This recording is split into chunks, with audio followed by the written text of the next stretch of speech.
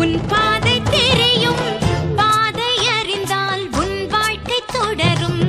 வாழ்ந்து பாரடி பெண்ணே பெண்ணே, வாழ நினைத்தால் உன் பாதை தெரியும், பாதை அறிந்தால் உன் வாழ்க்கை தொடரும். வாழ்ந்து பாரடி பெண்ணே பெண்ணே. பொங்கும் போது கரையை தாண்டி கடலின் அலைகள் சீறி பாயும். நேரம் வந்தால் நாமும் கூட அலையை போல மாற வேண்டும்.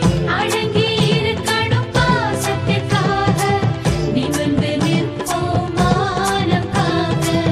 அடங்கி இருக்கணும் பாசத்திற்காக, நிமிர்ந்து நிற்போம் மானம் காக்க. வாழ நினைத்தால் உன் பாதை தெரியும், பாதை அறிந்தால் உன் வாழ்க்கை தொடரும். வாழ்ந்து பாரடி பெண்ணே பெண்ணே.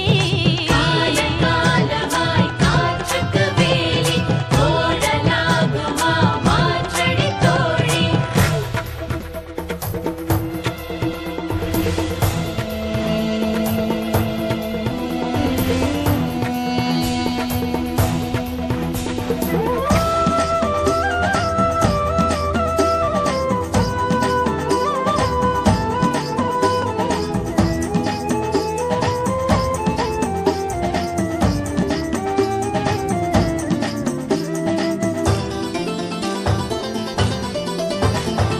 பெண்களின் இதயம் அன்பின் ஊற்று, கண்களின் வழியே அன்பை காட்டு. தோளின் மீது ஏறும் சுமைகள் யாவும் தாங்கும் பலம் வருமே. ஒவ்வொரு உறவும் உன்னை ஏற்று உன் வழி நடந்திடும் பண்பை ஊட்டு. வாழும் வாழ்க்கை வேதமாகும், வானம் பூமி வசப்படுமே. உண்மையும் பெண்மையும் தோற்பதில்லை, தோற்கும் போது அதை எதிர்த்திடு நீ. உண்மையும் பெண்மையும் தோற்பதில்லை, தோற்கும் போது அதை எதிர்த்திடு நீ. பாவம் பார்த்தால் நியாயமில்லை, பூவும் முள்ளாக மாற வேண்டும். அடங்கி இருக்கணும் பாசத்திற்காக, நிமிர்ந்து நிற்போம் மானம் காக்க. வாழ நினைத்தால் உன் பாதை தெரியும், பாதை அறிந்தால் உன் வாழ்க்கை தொடரும். வாழ்ந்து பாரடி பெண்ணே பெண்ணே. பொங்கும் போது கரையை தாண்டி கடலின் அலைகள் சீறி பாயும். நேரம் வந்தால் நாமும் கூட அலையை போல மாற வேண்டும். அடங்கி இருக்கணும் பாசத்திற்காக, நிமிர்ந்து நிற்போம் மானம் காக்க.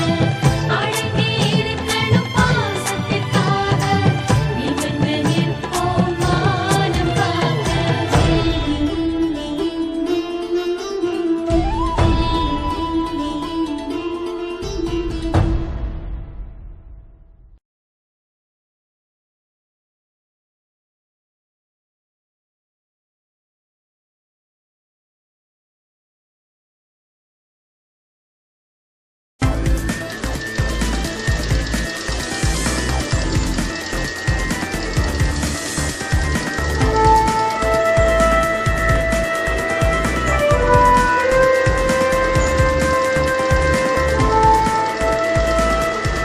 இது அட்டாச் பண்ணிருக்கீங்களா?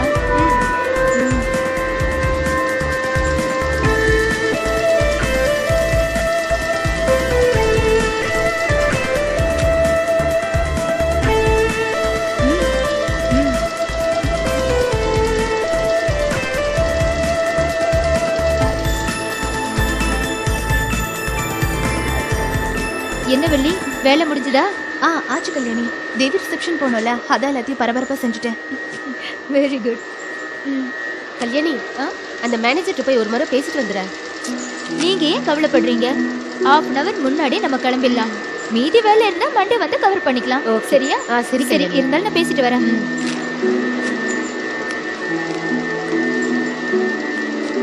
சார், இன்னைக்கு 31st. சாலரி தானே, லஞ்ச் டேட்லயே கொடுத்தாச்சுமா. ஐயோ அது இல்ல சார், இன்னைக்கு தேவியோட வெட்டிங் ரிசப்ஷன்.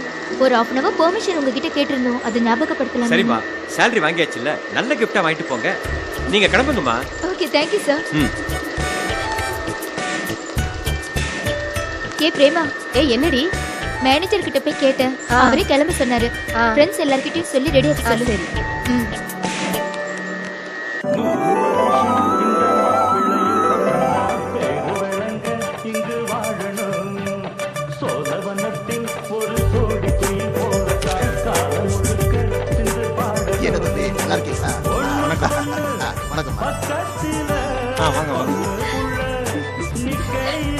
எப்படி இருக்க Kalyani? Congrats. Thank you. Congratulations Kalyani. இவங்க பைது பெஸ்ட், இவ பள்ளி. வணக்கம். தேவி, மாப்பிள்ளை ரொம்ப நல்லா இருக்காருடி. நீ ரொம்ப அழகா இருக்க. ஐயோ, மாப்பா ரொம்ப சொல்லி விடுறாரு. இப்பவே முந்தானையில முடிஞ்சு வச்சுக்கோ. மாப்பிள்ளை சூப்பர். தேங்க்ஸ். ஐயோ, வெக்கத்தை பாருடா.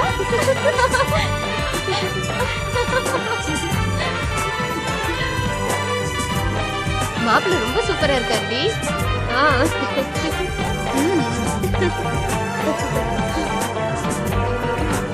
மாப்பிள்ளை உனக்கு பிடிச்சிருக்கா? ஏய், வெக்கப்படுறியா? ஓகேடி.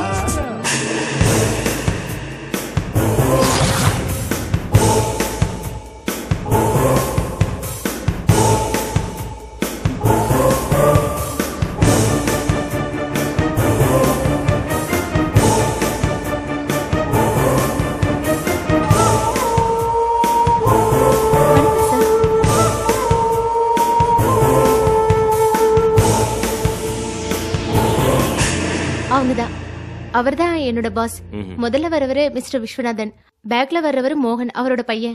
வாங்க. வணக்கம். வணக்கம். Wish you happy married life. Thank you sir. Thank you sir.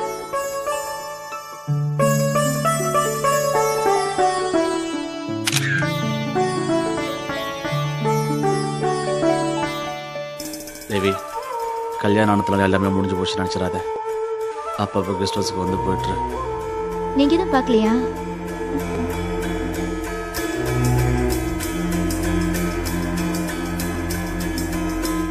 இப்போதான் தைரியமா வரலாமே, லைசன்ஸ் வேற இருக்கு.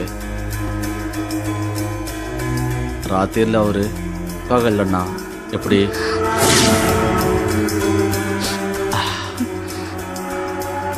அந்த சீனை பாரு. மோகன் சாருக்கு தேவி எப்பவுமே ஃபிட்டு தான்.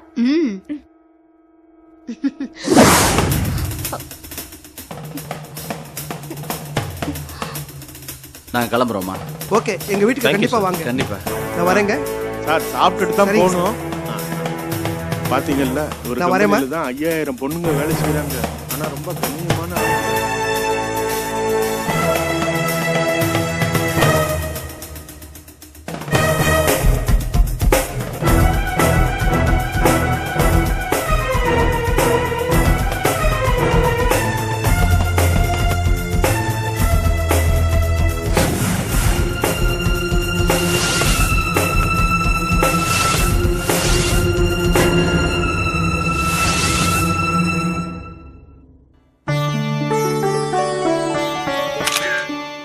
சாப்பாடு சூப்பர்ல. பாயாசம் தாண்டி தீந்து போச்சு. ஹே, அது பாய்சன் இல்லடி, பாய்சன் டி.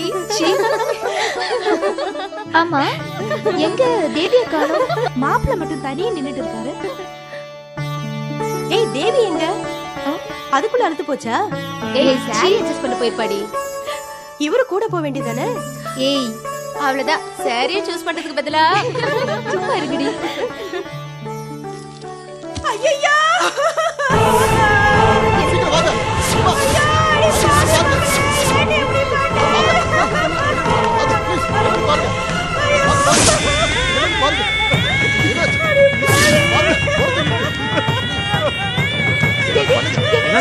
தேவி என்னாச்சு? ஐயோ தேவி, தேவி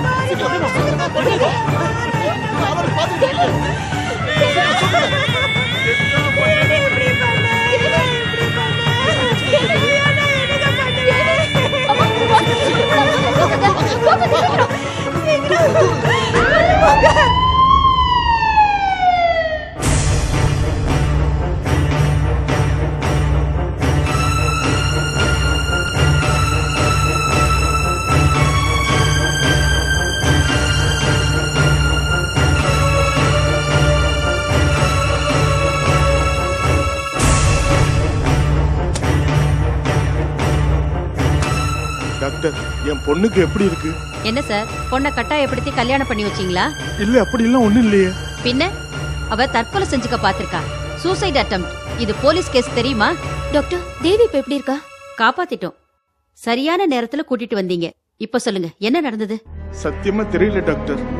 ரிசப்ஷன் மேடையில கூட சாதாரணமா சிரிச்சு பேசிக்கிட்டு தான் இருந்தா. திடீர்னு புடவையை அட்ஜஸ்ட் பண்றதுக்கா உள்ள போனா அப்படியே மயங்கி விழுந்துட்டா. விஷம் சாப்பிட்டிருக்கா. முழுசா பம்ப் பண்ணி எடுத்துட்டோம். உயிருக்கு ஒன்னும் ஆபத்து இல்ல. ஆனா 2-3 நாள் இங்கே ரெஸ்ட் எடுக்கணும்.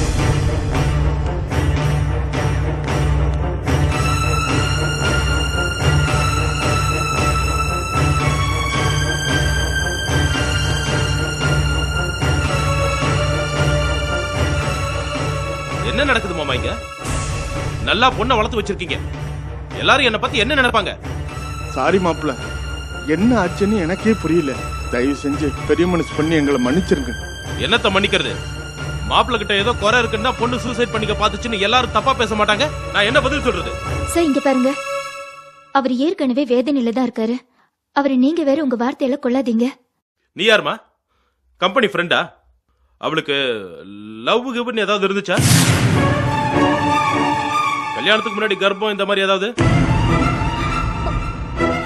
சேச்சே சார், தேவி ரொம்ப தங்கமான பொண்ணு சார். என்ன உள்குத்து இருக்கோ? இத பாருங்க, நல்லா மேடை ஏத்தி அவமானப்படுத்திட்டீங்க. சார், உங்க பொண்ணை காப்பாத்தி ரெடி பண்ணி கூட்டிட்டு வாங்க.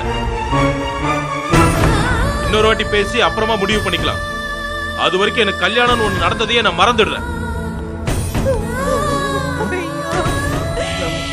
என்ன கொடுமைடா சாமி இது. அவ அப்படியே செத்து போயிருக்க கூடாது. இவள வாழ வெட்டிய வச்சுக்கிட்டு நான் என்னங்க பண்ண போறேன்?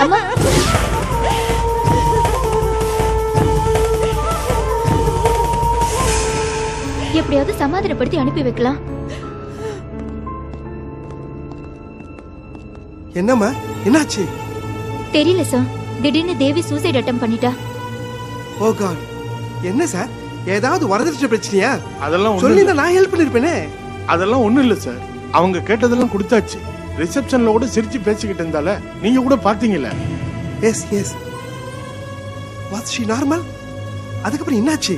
கல்யாணி, எவ்வளவு செலவானாலும் பரவாயில்ல, நாங்க பாத்துக்கிறோம். டாக்டர்கிட்ட சொல்லிடுங்க. எஸ் சார், நீங்க எதுவும் செலவழிக்க வேண்டாம். பாவம், நீங்க ஏற்கனவே ஏகப்பட்ட பணம் செலவு பண்ணிருக்கீங்க. தேவி என் கம்பெனி ஸ்டாஃப், ரொம்ப வேண்டிய பொண்ணு. மொத்த ஹாஸ்பிட்டல் செலவு எங்களோடது. பாஸ்கர் சார். வாங்க. சொல்லுங்க சார். நீங்க நைட்டு ஃபுல்லா அங்கேயே ஸ்டே பண்ணுங்க. நாளைக்கு நீங்க ஃபேக்டரிக்கு வர வேணாம். Okay sir. அவங்க டிஸ்சார்ஜ் ஆகி வீட்டுக்கு போற வரைக்கும் அவங்க அப்பா கூட தான் ஆறுதலா இருக்கணும். ஓகே? சரி சார். கேர்ள்ஸ், உங்களுக்கு டைம் ஆகலையா? மணி 11 ஆச்சு. சரி, நம்ம கம்பெனி வேனை ஃபோன் பண்ணி வர சொல்லி அதில் உங்களை ட்ராப் பண்ண சொல்றேன். Thank you sir.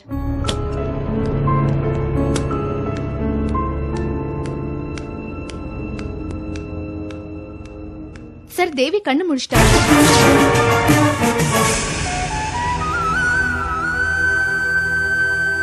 யாராவது ஒருத்தர் போய் பாருங்க, சரியா? கல்யாணி, நீ போய் அவளை பாருமா. அவளை பாக்குற தைரியம் எனக்கு இல்லம்மா. நீ போய் பேசி என்ன ஏதுன்னு அவகிட்ட விசாரிமா. போம்மா, போய் பாரு. சரி.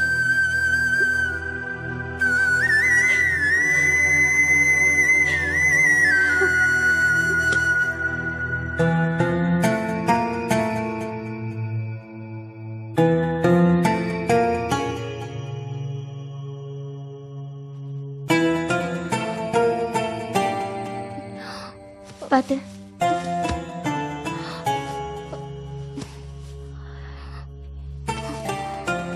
என்ன தேவி இது?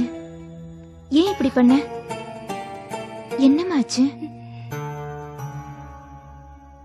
சொல்லு தேவி, அப்படி உனக்கு என்ன பிரச்சனை? கல்யாண நாள் அதுவுமா இப்படி பண்ணனா எதுவா இருந்தாலும் பேசி தீர்த்திருக்கலாம்ல. என்னம்மா, என்ன ஆச்சு? என்ன ஏன் காப்பாத்துனீங்க? அப்படியே விட்டுருந்தா நிம்மதியா செத்துருப்பல்ல. நீ சாகுற அளவுக்கு அப்படி என்னதான் பிரச்சனை உனக்கு? வாழ பிடிக்கலனா சாகதானே வேணும். அதுதான் ஏன் கேக்குறேன். மாப்பிள்ளை உனக்கு பிடிக்கலையா? அவர் எனக்கு ரொம்ப பிடிச்சிருக்கு. மாப்பிள்ளையோட அம்மா அப்பா இல்ல அவங்க சொந்தக்காரங்க ஏதாவது சொன்னாங்களா? சொல்லு தேவி. கல்யாணி கிளம்பு. அப்ப சொல்ல மாட்டேன். ஆமா, என் கஷ்டம் என்னோட போகட்டும். நீ கிளம்பு. நீ எவ்வளவு கம்பல் பண்ணாலும் நான் சொல்ல போறதில்ல. தேவி, நான் தான் சொல்றேன்ல, நான் சொல்ல மாட்டேன். உனக்கு வீட்டுக்கு டைம் ஆயிடுச்சு, நீ கிளம்பு. ஆனா ஒண்ணு, நீ என்ன காப்பாத்திட்டுதா ரொம்ப சந்தோஷப்பட்டுக்காத. நான் இன்னும் ரொம்ப நாளைக்கு இருக்க மாட்டேன். ஏன்னா என் நிலைமை அப்படி. தேவி ப்ளீஸ் கல்யாணி.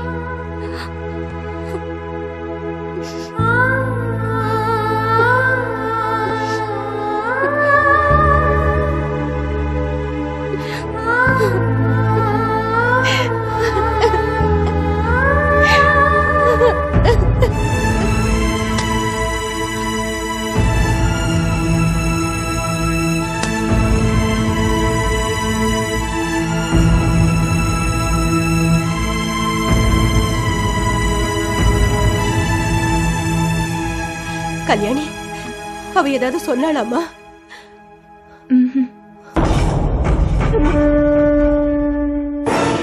எதுக்காக இப்படி பண்ணிக்கிட்டாளோ?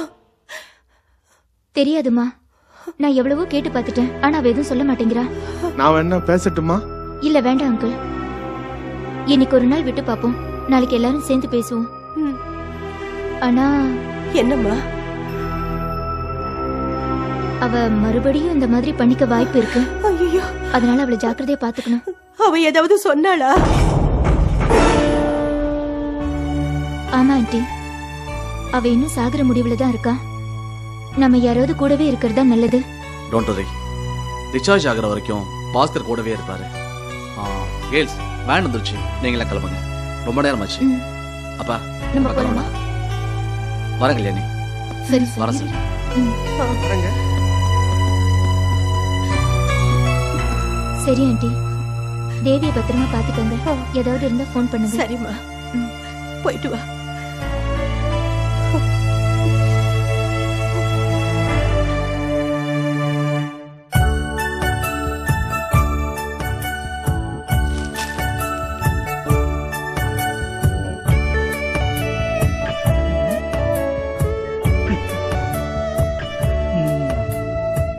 அப்பா, இன்னைக்கு T20 மேட்ச் யாரா இருக்குப்பா? சென்னைக்கும் பெங்களூருக்குண்டா. ஓ, செமி ஃபைனல்ஸ். ஆ, போயிட்டாங்க.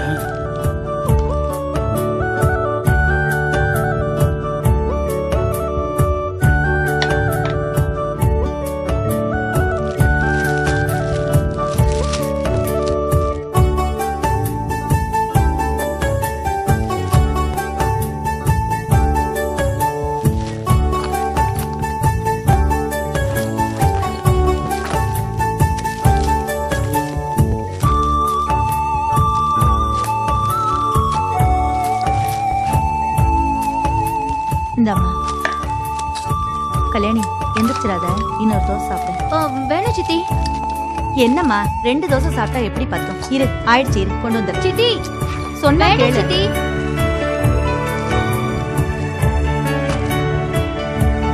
நேத்தே ஆஃப் நவர் பெர்மிஷன் எடுத்தேன் சித்தி. இன்னைக்கு சீக்கிரம் போகணும், நிறைய வேலை இருக்கு. ரெடி ஆயிடுச்சுமா, இதோ வந்துட்டேன். அந்த பொண்ணு சரியான லூசுடி. கல்யாணம் ஆன உடனே இப்படி பண்ணிக்கணுமா? எல்லாரும் உன்ன மாதிரி தைரியசாலியா இருக்கலாமா? ஆ? தள்ளுடா. இந்தா. ஐயோ சித்தி ப்ளீஸ், எனக்கு டைம் ஆகுது. நாளைக்கு சண்டே சேர்த்து வச்சு சாப்பிட்டுக்கிறேன். என்ன வேண்டாம் வேண்டாம். மட்டும் சாப்பிடுமா. ஐயோ,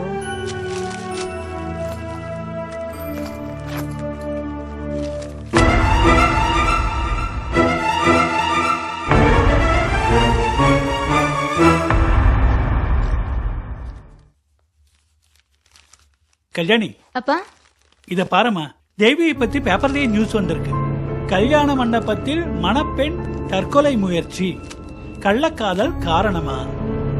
ச்சே, அவ அவசரப்பட்டு எடுத்த முடிவால பாருங்கப்பா, ஊர் முழுக்க அசிங்கமாயிடுச்சு. சரி இந்தாங்கப்பா என்னோட சம்பள பணம். ராத்திரி லேட்டா வந்ததால கொடுக்க மறந்துட்டேன். முருகா, நல்லா இருமா. இந்த சிவா, என்னக்கா? இந்தா கொடுத்துட்டு வந்துரு. வயிறு பத்தி எரியுதுக்கா. சிவா, பின்ன என்னக்கா, நீ சம்பாதிக்கல சரி பாதி அந்த ஆளுக்கு கொட்டி ஆள வேண்டியது இருக்க. முழுசா 6000 ரூபாய், 1 2 கிட்டத்தட்ட 10 வருஷமா கொடுத்துட்டு இருக்கோம். வட்டி மட்டுமே 7-8 லட்சம் ஆயிடுச்சுக்கா. இதெல்லாம் யாரால தெரியுமா? ஏண்டா என்ன பாக்குற? வாங்கின கடனுக்கு தானே வட்டி கட்டுறோம். முழுசா 12 லட்சம் வாங்கினேன். மாசத்துக்கு அரை வட்டி 6000 தான் கட்டுறேன். கரி பெருமாள் என் உயிர் நண்பனா இருக்கிறதுனால அரை வட்டிக்கு கடன் கொடுத்தான். இதே வெளியில இருந்தா 1.5-2 வட்டி தெரியுமா? என்னப்பா பெரிய உயிர் நண்பன், சும்மாவா கொடுத்தாரு அந்த ஆளு? வீட்டு பத்திரத்தை வாங்கி வச்சுக்கிட்டு தானே கொடுத்தாரு. அம்மா ஹாஸ்பிட்டல்ல உயிருக்கு போராடிக்கிட்டு இருக்கான்னு தெரிஞ்ச உடனே யோசிக்காம கடன் கொடுத்தானே, அது எப்படா மறக்க முடியும்? அப்பா, எனக்கு இந்த ஒரு கணக்கு தான் புரியவே இல்ல. அம்மாவுக்கு மெடிக்கல் எக்ஸ்பென்ஸ் சொல்லி எதுக்கு 12 லட்சம் வாங்குனீங்க? அந்த கேம நான் சொல்றேன். இது எல்லாமே அப்பாவோட கேம் தான். மொத்தம் 12 லட்சம் ரூபாய். அதுல 3 லட்சம் ரூபாய் தான் அம்மாவோட கேன்சர் ட்ரீட்மெண்ட்டுக்கு செலவாயிருக்கு. மிச்சம் 9 லட்சத்தை ஐயா ரியல் எஸ்டேட்ல இன்வெஸ்ட் பண்ணிருக்காரு. இப்ப அந்த இடமும் வில்லங்கமாகி அந்த இடம் 2 ரூபாய் தான் போகுது. டே சிவா, சும்மா இருடா. எப்ப பார்த்தாலும் அப்பாவை கரிச்சு குட்டிக்கிட்டே இருக்க. இப்ப நம்ம இருக்கிற வீட்டுக்கு வாடகை 6000 ரூபாய் கொடுக்கணும்னு நினைச்சுக்கோயேன். போ, கொண்டு போய் கொடுத்துட்டு வா. அவனை ஏன்டி இப்படி அடக்குற? மாசம் மாசம் அந்த 6000 ரூபாய் மிஞ்சி இருந்தா என் மாமியாரும் புருஷனும் கேக்குற நகையெல்லாம் கொடுத்துருக்கலாம்ல. நானும் இப்படி உங்களுக்கு பாரமா இருந்திருக்க மாட்டேன்ல. அதானே பார்த்தேன். என்னடா அக்கா தம்பி சென்டிமெண்ட்ல ஆரம்பிக்கிறாளேன்னு இப்பதான் தெரியுது. அது தம்பி சென்டிமெண்ட் இல்ல, புருஷன் சென்டிமெண்ட்னு. ஏய், நீ காலேஜ் கிளம்புற வழிய பாருடி. நான் காலேஜ் கிளம்புது இருக்கட்டும், அந்த பாப்காட்ல அப்படி என்னதான் இருக்குன்னு அவ்வளவு நேரம் தலைவாரிக்கிட்டே இருக்க. சரி சிவா, நீ போயிட்டு வா. பெருமாள் சார் ஹோட்டலுக்கு போயிட போறாரு. அக்கா, காலையில அந்த ஆள் மூஞ்சில போய் முழிக்க ஒரே கடுப்பா இருக்குக்கா. போயிட்டு வாடா. இருந்தாலும் நீ எதுக்கு அடிக்கடி அங்க போயிட்டு வரேன்னு எனக்கு மட்டும் தானே தெரியும். ஏய், நீ அடங்குறியா? போடா தடியா. போயிட்டு வாடா. சித்தி, என்னம்மா? இந்த கணக்குல வச்சுக்கோங்க. சரி.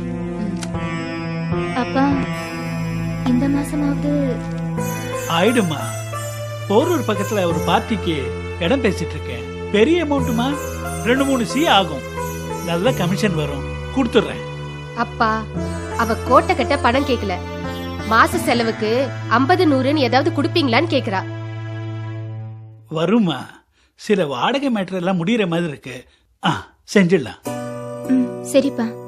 என்ன புரோக்கர் கமிஷன் வந்தாலும் சித்தி கிட்ட கொடுத்துருங்க. சித்தி பாத்துக்கங்க. சரிம்மா. சரிப்பா. அப்பா, இன்னைக்கு ராத்திரி வரும்போது தேவியை பார்த்துட்டு தான் வருவேன். ராத்திரி வர லேட் ஆச்சுன்னா காணும் தேடாதீங்க. சரிம்மா.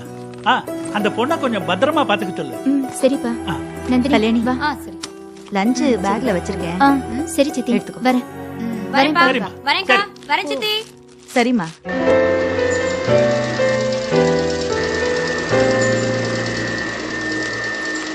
பிரேமா, காலையில ஹாஸ்பிட்டல் போனியே, தேவி எப்படி இருக்கா? தேவி நல்லா இருக்கா. ட்ரிப்ஸ் எல்லாம் ஏத்திட்டாங்க. கூட அவங்க அம்மாவும் பாஸ்கரும் இருக்காங்க. அவ ஹஸ்பண்ட் வந்தாரா? அந்த அக்கிரமத்தை ஏண்டி கேக்குற? கல்யாண மண்டபத்தை விட்டு போனவங்க தான். மாப்பிள்ளையும் அவங்க வீட்டுல இருந்தும் யாரும் திரும்பி கூட பாக்கலையாம். ஹாஸ்பிட்டல் கூட வரலையாம். என்ன கொழுப்பு பத்தியா? பாவுண்டியவ. அவ எதனால விஷம் சாப்பிட்டான்னு தெரியல. ஆனா அது தெரிஞ்சதுக்கு அப்புறம் தான் யார் பக்கம் நியாயம் இருக்குன்னு சொல்ல முடியும். சரி, வேலையை பாரு. சரி, உங்களை சார் கூப்பிடுறாரு. யார், எம்டியா? இல்ல, மோகன் சார் கூப்பிடுறாரு. சரி.